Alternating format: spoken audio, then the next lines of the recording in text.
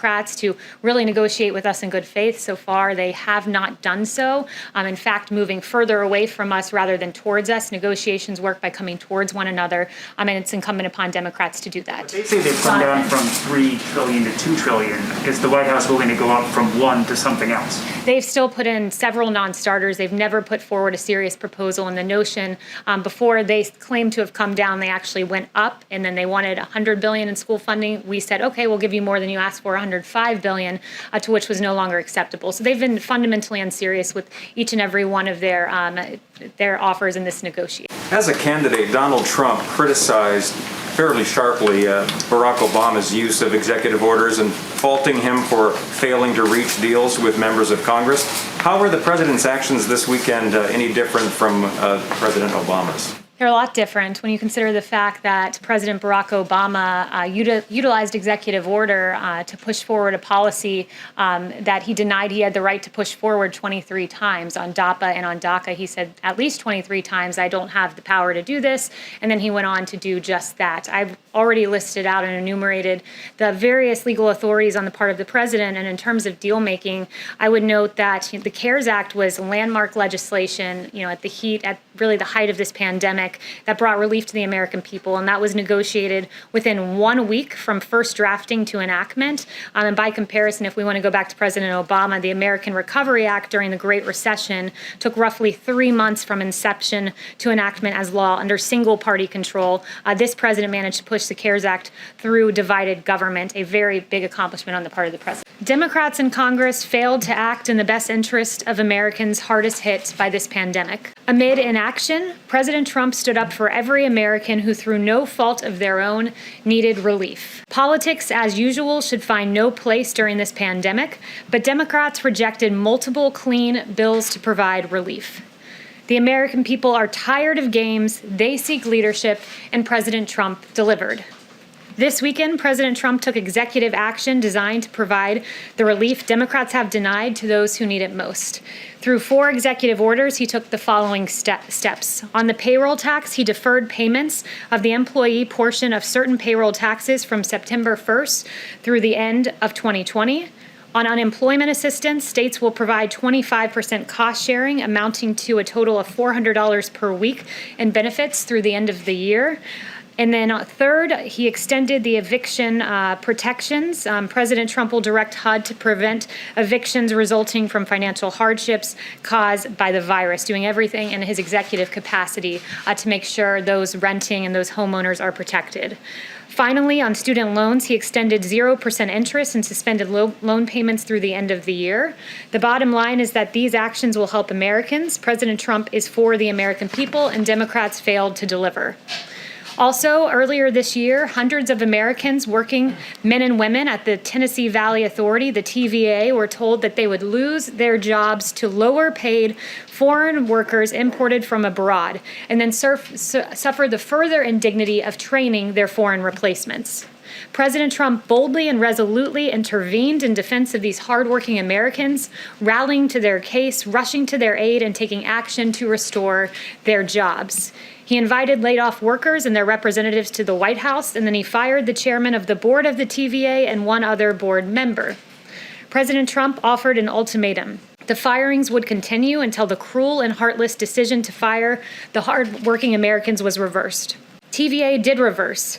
Layoffs have been canceled and tech workers have been rehired. In the words of Gay Henson, president of the Engineering Associates IFPTE Local 1937, the labor union representing the 2,200 highly skilled professionals employed by the TVA. In Ms. Henson's words, the president's personal intervention saved these jobs, restored the workers to their rightful place, and set TVA on the path to returning to its mission of service to both the workers at the TVA and to the people of this country. And with that, I'll take questions. Yes. Kayleigh, thank you. Starting right there with the president's actions over the weekend, how quickly can Americans expect to see that extra $400 of unemployment insurance? So we hope to see it quickly and close to immediately. I don't have an exact readout for you on time, but a lot of this will depend on states and them applying, because as you know, it's 75% federal government covering and 25% the states, and they can use CARES funding or even existing unemployment funds for that $100, but it will require an application process. And given that part of it is up to the states in the application process, is it possible that there will be a delay and that some individuals won't see this relief at all? We will be working around the clock to make sure there's not a delay, but any delay that does exist, it's important to note where that delay and the responsibility rests. And it's with Nancy Pelosi and Chuck Schumer, who they were offered a clean extension, not of $400 of unemployment benefits, but $600, and it was roundly rejected by Democrats. So this president stood up for the American worker at a time when Democrats refused to do so. And just to be very clear, you're saying that you're going to work around the clock. You want it to get to Americans quickly. Are we talking weeks? Are we talking a month? Can you pinpoint the timeline? I can't pinpoint a timeline other than we'll be working around the clock, and we encourage Democrats on the Hill to come back. Secretary Mnuchin has said he's willing to review any proposal because the American people deserve better than the games and the partisanship they've seen from Nancy Pelosi, Chuck Schumer, and their Democrat colleagues. Ben. Thanks, Kayleigh. Two questions. Just to follow up on what Kristen was asking, is there a mechanism by which the federal government can provide the $300 immediately, even if states don't provide the $100?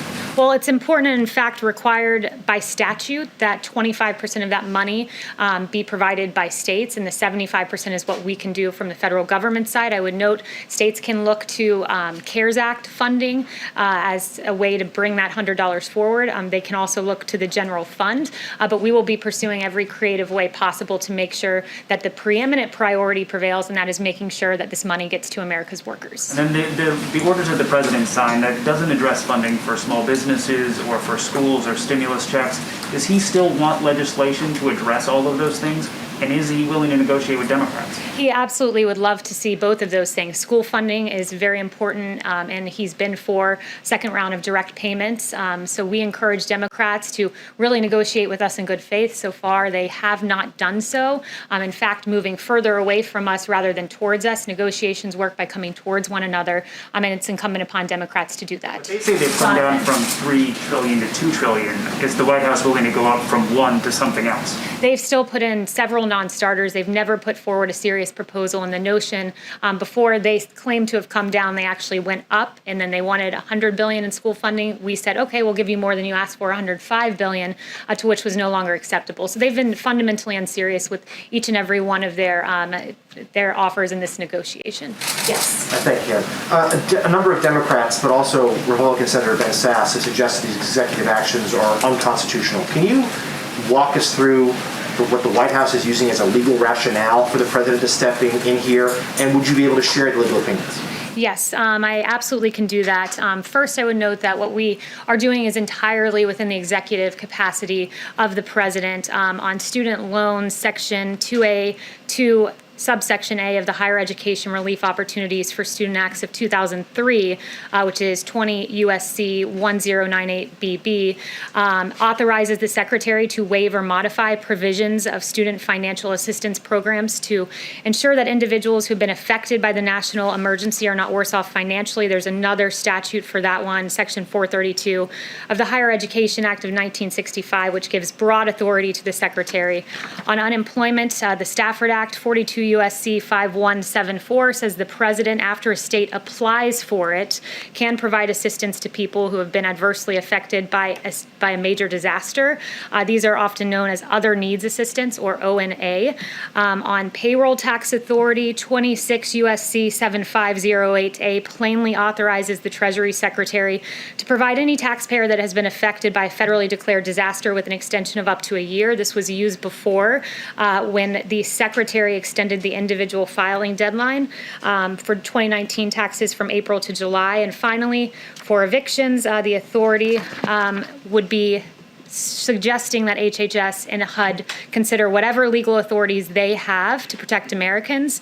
And also, the president merely instructed in that EO that we should do everything within the lawful capacity of the executive branch to protect Americans from evictions. Yes, Kayleigh, on China, is the administration planning to respond to the new sanctions that China announced this morning on several lawmakers and other people in the United States? So I won't get ahead of the president on any actions, but we are certainly aware of the announced sanctions. And instead of taking meaningful actions, such as immediately repealing the national security law and stopping the systematic repression of Uyghurs, the Chinese Communist Party opted to respond with this symbolic and ineffectual action. And a growing number of nations around the globe are demanding real action from Beijing. The ball is in the Chinese Communist Party's court. This president has stood strongly against China, and he'll continue to do so. Is there any discussion, Kayleigh, of delisting Chinese companies on the U.S. Stock Exchange? Again, I won't get ahead of the president on any official announcements. Yes. Thank you. The president said over the weekend that he had heard from Democrats about wanting to restart these negotiations. Who exactly did he hear from? And then also his tweet this morning regarding, he said that he said that Leader Schumer and Speaker Pelosi had his number and regarding negotiations. Does that mean he is going to play a larger role in this process going forward, or is it still going to be Secretary Mnuchin and the Chief of Staff? Well, they speak on the president's behalf. He's been actively engaged in the negotiations and working closely with Secretary Mnuchin and the Chief of Staff. Democrats should come to the table. Their immediate statement in the aftermath of the president issuing these EOs says that they would like to meet halfway, but those are empty words from Democrats that they'd like to meet halfway, because so far they've just gone in the other direction. So did anybody reach out to him? I'm not going to go through the president's call logs, but you guys can ask him later today if you'd like. He'll have a press briefing at about 5:30. Jeff. Thank you, Kayleigh. Secretary Pompeo has raised the issue of Russian bounties on U.S. soldiers in Afghanistan with his counterpart. Does that mean that the administration now considers the intelligence on this secure or clear? And if so, does the president plan to raise it with President Putin? Yeah, so on the part about Secretary Pompeo, I'd refer you to the State Department. That was a New York Times story. So in terms of his personal conversations, I would refer you there. But on the part of the president, this was unverified, not conclusory as the New York Times initially reported. The president will always act in the interests of our troops and look no further than the killing of Soleimani and al-Baghdadi, which brought vindication to hundreds of U.S. servicemen and women who lost their lives overseas. Just to be clear, does that mean that that Pompeo did not raise this? Does that mean that I would refer you to the State Department. But are the two sides seeing seeing the intelligence is different here and the State Department? Again, you're asking me to verify reporting that would be in the realm of the State Department, but rest assured this president will always act in the best interests of our troops. Yes. Thanks, Kayleigh. Back on the executive orders the president signed this weekend, as a candidate, Donald Trump criticized fairly sharply Barack Obama's use of executive orders and faulting him for failing to reach deals with members of Congress. How were the president's actions this weekend any different from President Obama's? They're a lot different when you consider the fact that President Barack Obama utilized executive order to push forward a policy that he denied he had the right to push forward 23 times on DAPA and on DACA. He said at least 23 times, I don't have the power to do this. And then he went on to do just that. I've already listed out and enumerated the various legal authorities on the part of the president. And in terms of deal making, I would note that the CARES Act was landmark legislation, at really the height of this pandemic, that brought relief to the American people, and that was negotiated within 1 week from first drafting to enactment. And by comparison, if we want to go back to President Obama, the American Recovery Act during the Great Recession took roughly 3 months from inception to enactment as law under single-party control. This president managed to push the CARES Act through divided government, a very big accomplishment on the part of the president. Yes. Kayleigh, the deal that the president announced late last month with Kodak to make new drugs in the United States is apparently on hold now amid allegations of insider trading. Is the president concerned that his infrastructure here is being misused, that the Defense Production Act funds are potentially being misused? Would he pull the plug on the Kodak deal? And what does it say about the safeguards that you have in place that this potentially could have resulted in insider trading? So first, the president will always act in the best interest of the American people. As you noted, as soon as we became aware of these allegations, the International Development Finance Corporation said that the recent allegations of wrongdoing raise serious concerns. We will not proceed any further unless these allegations are cleared. The president has strong faith in the process here. We've used the DPA more than 30 times to increase production, and it's been to great effect when you consider in the stockpile we've seen vast increases, tripling the amount of N95s, tripling the number of gowns, 4 times the number of ventilators on hand at 69,000, and we'll have more than 10,000 more by the fall. So this president has used the DPA effectively, but we're certainly aware of the Kodak allegations and take them seriously. Would he pull the plug on that deal? I'll leave that to the president, but he takes these very seriously. We won't speculate as to what that investigation finds. Thank you. Yes. 2 questions, if I may. The president just tweeted that Gettysburg would be one of the 2 sites he's looking at. What can you characterize the message that he'd want to be sending with that choice, if it was that choice? Yeah, I won't get ahead of the president as to what his convention speech will look like, but the president has done a lot to bring this country together. We've faced unprecedented challenges, and he's worked to make sure that the American people are best equipped and taken care of to rise above the challenges that we face, and he has a strong record of achievement that he'll be touting on that day. Sorry, the other question, if you don't mind. Is there a message to the protesters in Belarus? Is the president looking at that? Is he supporting them? Yes, so we are looking at that, and we're deeply concerned by the Belarus presidential election. Severe restrictions on ballot access for candidates, prohibition of local independent observers at polling stations, intimidation of opposition candidates, and the detention of peaceful protesters and journalists have marred the process, and we urge the Belarusian government to respect the right of to peaceably assemble and to refrain from use of force. Yes. Thanks, Kayleigh. Is the president willing to provide some aid for states and local governments, given that the administration is asking states to pay for a quarter of the National Guard assistance and now a quarter of the unemployment benefits? Yeah, the president's always been clear here that, he wants to support state and local governments, but only for COVID-related matters, and he doesn't want to bail out blue states that had structural problems long before this. So that's where his priorities lie. Yes. Hi, I have 2 questions, one from somebody who can't be here today. But first of all, the president also just tweeted student athletes have been working too hard for their season to be cancelled. So does he disagree with colleges cancelling sports, and how would he guarantee their safety if games did go ahead? Yes, I spoke to the president in the Oval Office about that just before walking out here, and he is very much would like to see college football safely resume their sport. And as he mentioned in that tweet, a lot of these college athletes, work their whole lives to get, 4 years. Sometimes if they're redshirted an extra year, if they're lucky, they work their whole lives for this moment, and he'd like to see them have a chance to live out their dreams. And a question from Anthony Leake of the Chronicle Fashion Guide. Do you have any reaction to the resignation of the Prime Minister and Cabinet in Lebanon? Yeah, the president's aware of the situation, but that was just breaking as I came out, so I have nothing to add to that, other than our heart is with the people and those who lost their lives. Christian. Thanks, Kayleigh. 2 on the orders. Is the administration at all concerned that funding the federal government's cost share through Fema could leave the government underfunded for hurricane season? And then secondly, on the housing provisions, I'm just curious, why didn't the president extend the eviction moratorium as it was outlined in CARES? Was that because it was deemed unconstitutional?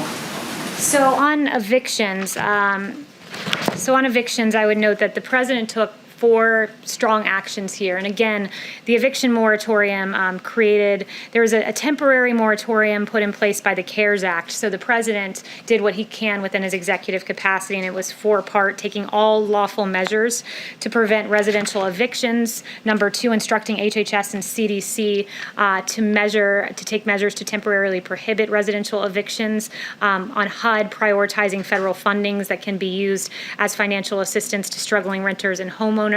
And also HUD working with its grantees and partners to ensure that homeowners are not forced out. And with regard to HHS, as they explore their executive authority here, 42 U.S.C. 264A authorizes the Surgeon General in consultation with the Secretary to make and enforce such regulations as is in his judgment that are necessary to prevent the introduction, transmission, or spread of communicable diseases. So it will be within HHS's purview to determine whether whether COVID meets those standards, and it could go a long way in helping Americans who face eviction. And your second question... It was about FEMA. Is there a concern that, pulling from the disaster funds could leave them underprepared for the rest of, the worst part of hurricane season coming? Yeah, so there is that snapback provision that if FEMA does get below a certain level, that money will snap back. So that is certainly a concern, and we'll make sure that two things happen, that Americans get paid, but also that there's enough funding there to safely go through hurricane season. Yes. Thank you, Kayleigh, very much. Two questions. What would you like the White House would like to see happening in Lebanon right now, next? And this weekend, the U.S. reached 5 million coronavirus cases, and Brazil 100,000 deaths. As healthcare experts compares the response from both governments. What went wrong here and there? So first with Lebanon, that was your first question. We're monitoring the situation closely. As I've said, our heart goes out to the men and women who lost their lives. It's an absolute tragedy. And the president participated in a virtual conference with international leaders to work closely in our international response effort. We are delivering aid to the region, and our deepest condolences go out to the victims. With regard to the U.S. response to the coronavirus, we've done more testing than any country in the world. And we do identify more cases. We do have, after all, the most testing, as the president has noted. When you look at the U.S. response, the therapeutics, the beginning of this, there was no coronavirus test. It was a novel virus, but we immediately worked to get more than 100 emergency use authorizations to identify various types of testing on therapeutics. There was no therapeutic that we knew to work with COVID. It was a novel virus, but again, this president worked, and there are more than 210 clinical trials on therapeutics, and we have dexamethasone and convalescent plasma, remdesivir, and others, and the vaccine to be on pace to be completed by the end of the year. When Ebola, it took 4 years to go to completion. This president is securing a vaccine at the fastest rate ever for a novel pathogen. So this president has a really historic coronavirus relief response that we're happy to talk about. Comparisons between Brazil and the U.S.? Thank you, Kayleigh. So going back to his question on HHS and executive order, is there no real solution then for people who may be facing eviction by the end of this month or early September? Well, there is a solution. I've mentioned the 4 things that we've done and will continue to do, but the real solution, the holistic solution, rests with Congress and Nancy Pelosi and Chuck Schumer coming to the table. This president instructed his administration to find every single way possible that without congressional Democrats who have been unrelenting and lacking in any sort of care or empathy for the American people, at least when it comes to their negotiating tactics, if they're not going to act and care for the American people, he would. So he instructed this administration to pursue every legal avenue available to us without Chuck and Nancy, and he's done just that. And then on the Thanks, Kayleigh. With the president bypassing Democrats stalling with the stimulus bill, as we've been discussing in this room, how pressing is it to actually have a next phase bill? Because it seems the executive order and the 3 memoranda that he just signed really was kind of a wish list of items he wanted to pass. So how motivated is the White House to push for a next phase stimulus bill in spite of what Mnuchin said this morning? Yeah, the White House is still motivated. The president would love to see the direct payments to Americans. The president would love to see the school funding. There are several items that we'd like to see happen. The more relief for the American people and those in need in particular, the better. But this president, has taken action to alleviate some of that burden. But make no mistake, there's still much more that we'd like to accomplish. But that includes having willing negotiating partners in Congress. And so far, we have none in the Democrat Party, it seems. And then finally, one thing I want to leave you guys with is that 18 days ago, Mayor Ted Wheeler tweeted, "What I saw last night in Portland was powerful in many ways. I listened, heard, and stood with protesters, and I saw what it means when the federal government unleashes paramilitary forces against its own people." He, in fact, called our federal agents paramilitary forces. And around this same time, our federal officers were facing rioters, barricading officers inside the courthouse, trapping officers inside, launching of commercial-grade fireworks. A federal agent's hand was impaled by planted nails. 3 officers were were at least temporarily, I should say, blinded when a laser was put in their eyes. This has been an ongoing tactic by the rioters. That was 18 days ago when Mayor Wheeler stood with the rioters and against the, quote, paramilitary forces. But just 4 days ago, though it appears Mayor Wheeler had a change of heart as local officers took over the situation in Portland, and he now, I guess this is what he believes now, quote, "When you commit arson with an accelerant in an attempt to burn down a building that is occupied by people who you have intentionally trapped inside, you are not demonstrating, you are attempting to commit murder." He could not be more right about that. It is a drastic change. It took him 73 days, I suppose, to come up with that realization. And what we're seeing in Portland with 6 nights in a row, riots being declared. On Wednesday, you had some of these rioters shining lasers in officers' eyes, disable security cameras, broke windows, used boards to barricade the doors, and start a fire with 20 sworn officers and civilian employees inside. This is unacceptable, and it is encouraging to see that the liberal mayor of Portland finally seems to realize that. Thank you, everyone.